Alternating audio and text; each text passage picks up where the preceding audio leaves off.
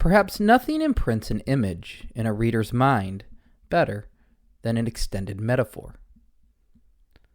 There is something illuminating about taking two dissimilar things to demonstrate a truth or create imagery. The unexpectedness of the comparison jolts you. The creativity to extend the metaphor dazzles you. After reading Emily Dickinson, you may never look at a little bird again without thinking of hope and resiliency.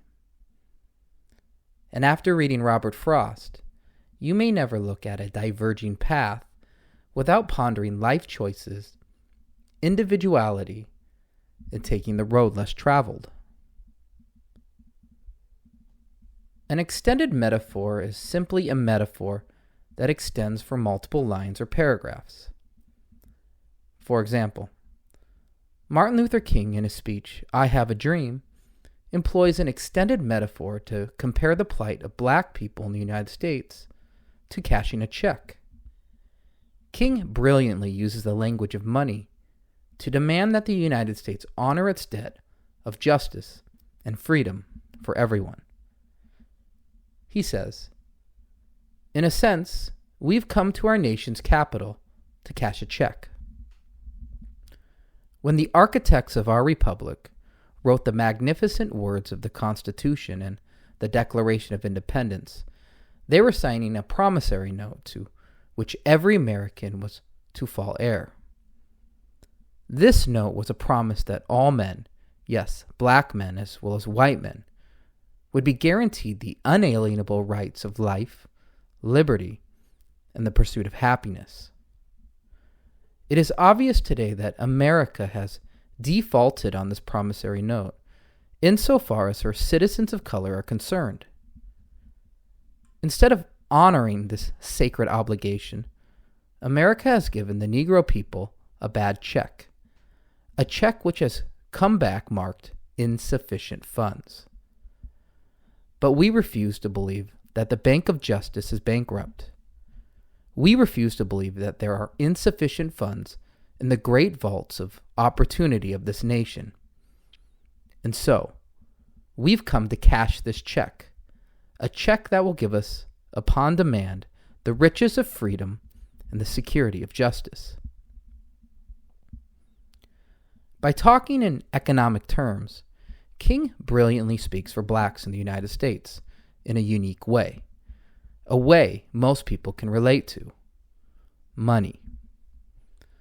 So now that you better understand what an extended metaphor is, let's see if you can create your own. From the 5 dissimilar things listed below, create an extended metaphor. Your metaphor should be at least 4 sentences long. Here are your choices.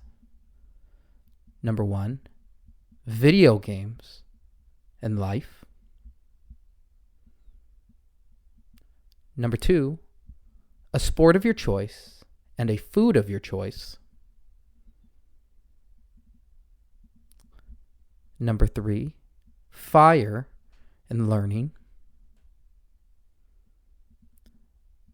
Number 4, the forest and shopping. Number 5, music and cleaning. Number 6, Among Us and school. And number 7, choose your own 2 topics. Here's an example of an extended metaphor that involves music and cleaning. Great cleaners get into a rhythm when cleaning. There's a beat in which they rinse and a tempo in how they scrub. They are orchestrators of their cleaning.